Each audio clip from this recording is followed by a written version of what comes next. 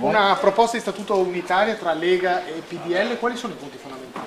I punti fondamentali è evidenziare un Veneto che è soprattutto un Veneto che è cresciuto in termini di socialità e di economia, con due passaggi fondamentali. Il principio della responsabilità, cioè quello di dire non spendiamo di più di quello che abbiamo, e quello è un tassello fondamentale, e poi anche la rappresentanza territoriale. Prima arrivano praticamente i comuni e le sue aggregazioni, poi ci sono essenzialmente le province, a chiudere il Consiglio regionale con un forte potere legislativo e la Giunta con un forte potere esecutivo. Questi sono i passaggi di organizzazione interna ed esterna. La regione avrà meno poteri, verranno demandati ai comuni oppure la struttura rimarrà sostanzialmente la stessa? La regione non deciderà più nel piccolo, non darà più il pulmino. La possibilità di dare il pulmino verrà data alle province e ai comuni.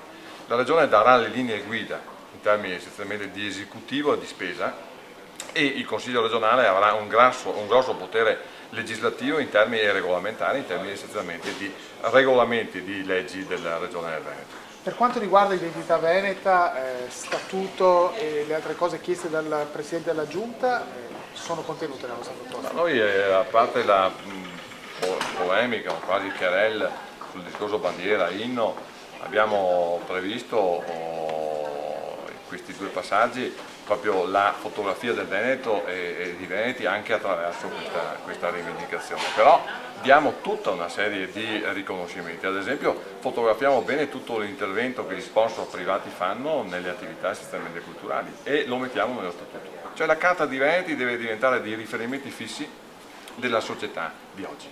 Il voto di fiducia?